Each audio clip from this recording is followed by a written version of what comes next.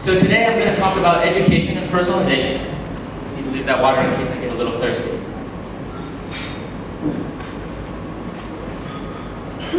I began envisioning what personal education could look like, personalized education of the future could look like, when my son asked me about trash.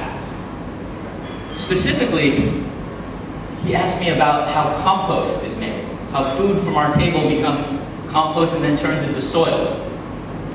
And I have my son, he turns 5 in 3 days, and a daughter who just learned to walk.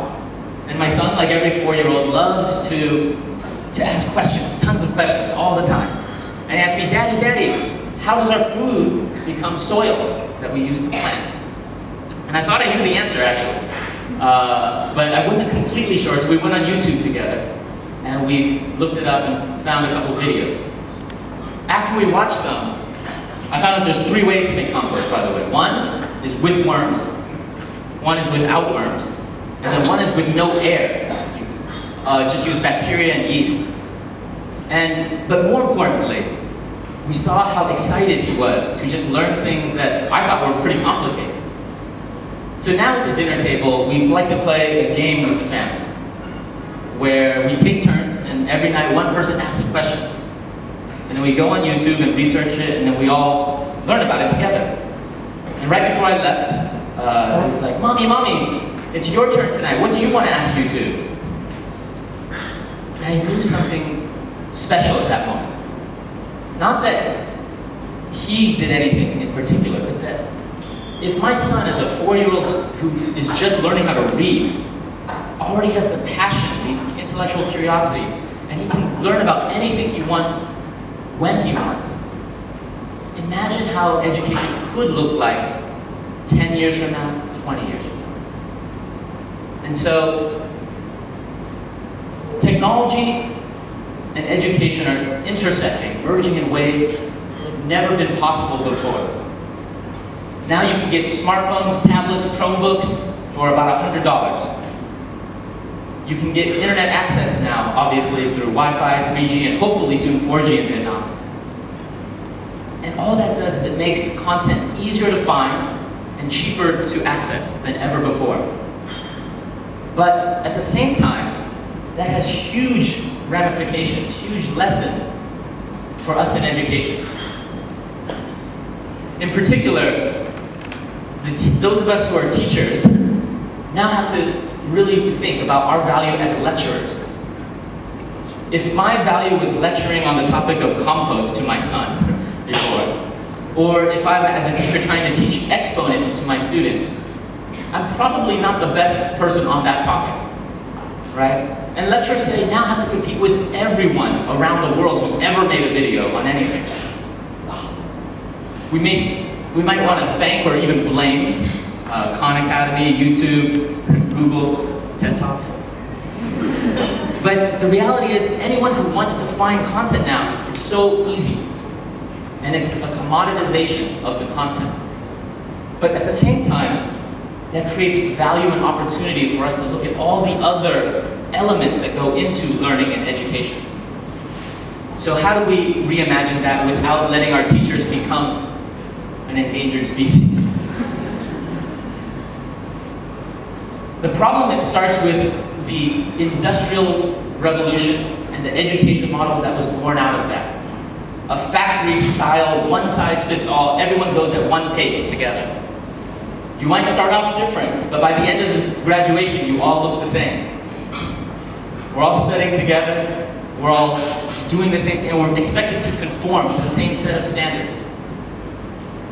And that has many problems.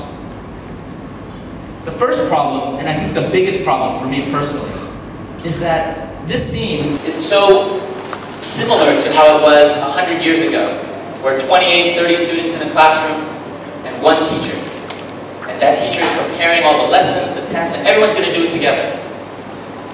But at the same time, there's some people that material might be already, they know it, it's too fast for them or too slow for others, or they're having trouble catching up. And the issue is, when a teacher's giving that explanation, if the first time you don't understand as a student, the teacher knows that, they have to make a decision. One, Do I stop and repeat what I just said and make sure everybody understands and slow down the class? Or two, do I skip forward and just hope that these students will be able to catch up? And that's a terrible sacrifice. That we're not able to provide the personalized attention and the personalized learning styles that every student might need. I don't know about you guys, or about yourselves, or do you know someone, a child, a cousin, a friend? Does anybody here know someone who says they hate math? That's a lot of people. Okay, so that's a very common thing. We run into that all the time. In fact, students will come into me, their heads will be down, their shoulders are slumped, and they're not smiling. But they'll say, like, I'm advising them on their academic plans. And they're telling me how, I hate math, or science, or whatever the subject is. And I'm asking, so why? What's causing this? And it's like, I'm bad at it. We find, though, that 9 times out of 10, students are not bad at math. They do have holes in concepts, though, that they didn't study. It's just like when you're building a skyscraper, right? If you don't have a strong foundation, how can you build every floor thereafter so that it's a stable, tall structure? And if you want to learn calculus, you better know algebra, and you better know your exponents and multiplication tables down below, right? But because of the one-size-fits-all pacing, if a student doesn't get it the first time, you're falling farther and farther and farther behind. And it's impossible to catch up. And as a result, this one-size-fits-all pacing destroys the confidence of the students. And we see that time and time again.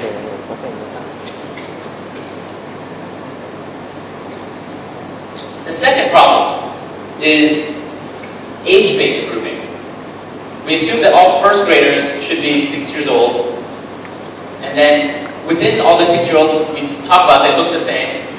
The 7-year-olds look the same, the 5-year-olds look the same, but in reality, that's definitely not the case, right? We see all sorts of levels of mastery of math, of English, of different skills, and it looks different even for the same students in that class for different subjects. But the reality is that they're forced to be, 1, at the same age level, and 2, all these mixed levels within the class. But in the real world, when do we ever get to work with just the same age? So I'm 36 years old. I don't work with just 36-year-olds. I never have. And it's not realistic. And at the same time, if we can provide the 6-year-olds with 7-year-olds in the same environment, maybe they have someone to look up to. And if you are the 7-year-old working with the 6-year-old or the 5-year-old, would it be nice to practice being a big brother, a big sister? Having the chance to work on the social skills, the interpersonal skills, the emotional intelligence is just as important. And that leads to the third problem. And I think we've touched on this before in this conference. But our education system is not preparing students for the real world. I've seen all sorts of statistics, I'm sure you guys have too, whether it's 40%, 50%, whatever the right statistic is. It's a big number that are not prepared for the real world. And that is scary. Vietnam has gotten out of the low-income country status, and we're now squarely middle income. But we are not going to get out of this middle-income purgatory, this trap, unless we go from a low value-added labor economy to a higher value-added knowledge economy. And while the rest of the world is developing economies of knowledge, of creativity, of collaboration, we are still focused on memorization and spitting answers back. And that is a very sad, unfortunate reality. So, one thing I'd like to share is a simple framework of 3 what-ifs, 3 potential questions we can ask for anyone here who's interested in trying to change, reform, personalize education. The first is, what does it mean to be a teacher? right? We assume right now that a classroom has to have 30 students and one teacher lecturing. But why can't you have a classroom that is 30 teachers for every student? Why can't you have students teaching each other? Why can't we have students learning on their own and helped guided by everything that they're finding through online resources, now that the content is becoming easier to access? It's that motivation, that empowerment that the students have to help each other and grow with each other that's really going to change things. The second question to think about is whether or not we can ditch the time-based model of teaching based on grades that all advance together to a mastery-based model where students only move forward individually based on what they know. The reality to do this, though, is actually very hard. You have to change not just the classroom, not just the teachers, but the entire school experience. But it starts, I think, with data. When you give students data, and they know how well they're doing on a certain subject or topic, they can tell. And you might think that, oh, giving them too much data is like scary. We found the opposite. When you give students data, they love it. They get competitive, they get excited, they think it's a video game, right? And so we're able to have students take that data and motivate themselves to get better in ways that they decide. Second is, the teachers still have a very important role, right? For us, the teachers are curating, deciding on which students are having trouble in certain consistently, maybe which students are doing well consistently, or they're problem areas for the whole class. And you can now assign groupings. Maybe the teacher wants to troubleshoot and intervene to help a particular student on one of these red spots. But maybe better yet, you'll find a student who has a proficiency in that topic already, but might be weaker, say, at speaking. And now we're able to pair these students together, where both students are working together and getting something out of it. One learning the concept, the other one practicing their speaking communication skills. We can collect this data and use it for both teachers and students to use not just for the academic concepts, but also all these qualitative comments. The communication, the listening skills, the teamwork skills. And I think it's very important that we provide the students some input and some control into what they're learning. Instead of coming to listen to me or anyone else just tell you about what you're going to learn today, wouldn't it be nice if students can say, well, today I think I already understand this concept. I just want to do a quick review and move on to the next thing. On to the next concept, on to the next concept. And so they can choose. Today, do I want to work in this case on vocabulary? Do I want to jump to the math word problems? But it's up to them. And that playlist mentality, that individualization, again, gets to the root of the motivation for every student.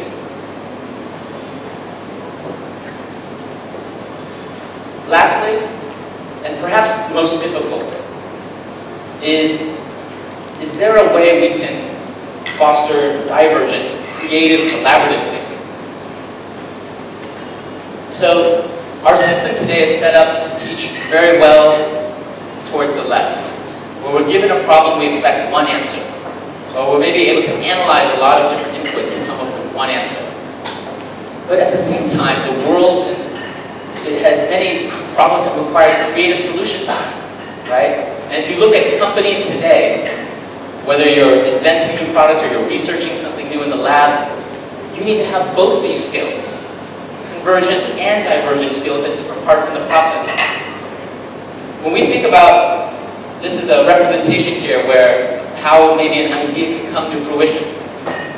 If we start at the beginning, maybe we do need to think of lots of different potential ideas. What are the numerous ways we could solve this problem? And then as we work together, we go through it, we can sit down and debate with one another, argue with one another, convince one another, take feedback from each other, and then come to define the best solution in that situation. But today we're not doing this. We're doing a very linear path, going straight to the one solution. So we need to change that.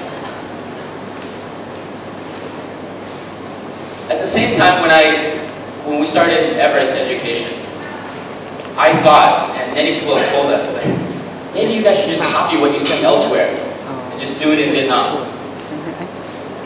But our experience, I'm very happy to say, it showed that even though we're in a small emerging market, we can innovate and we can export what we're doing to other places. Back in November of 2013, some of you might know him. His name is Michael Horn. He's the executive director and co-founder of the Clay Christensen Institute, which is affiliated with Harvard, where Professor Christensen does a lot of research on disruptive innovation. So you guys have read Innovator's Dilemma, Innovator's Solution, Innovator's DNA, that's all that research. Michael is the education head who has applied this research to the education space. And he's met with all the companies, the entrepreneurs, the regulators who are working on personalizing education, blended learning models all over the world. And he emailed me out of the blue. And, like, we had met very loosely before, but the email caught me off guard. He's like, hey Tony, I got an Eisenhower Fellowship, and the US government is going to pay for me to go investigate education innovation in Korea and Vietnam. And I had to stop. I didn't even read the rest of the message. I was like, wait, why is someone like Michael, a global education expert, coming here to study innovation? And so we talked on the phone afterwards, and he explained a little bit more. He's like, you know, Tony, our theories about disruptive innovation, exactly, but we're all innovating along this together. And just last week, we came to agreement with a school in Los Angeles that saw what we were doing in Vietnam. And they said, hey, can you help our charter school students do this? And, you know, we'd like to come talk to you. Can you teach us more about what you're learning and try it? So we'll be trying to pilot this soon. And I don't know if it's going to work. I hope it does. I don't think we're going to be alone. I think you guys here in this room and the young community we have in Vietnam have the passion, the capabilities, the network to go develop innovative products, services, solutions that will drive real change. And it's not just for here. Just because we're a small local market doesn't mean we can't have big international dreams. And I really hope that those of you guys here with us today help work as part of this ecosystem to make personalized learning a reality. Thank you.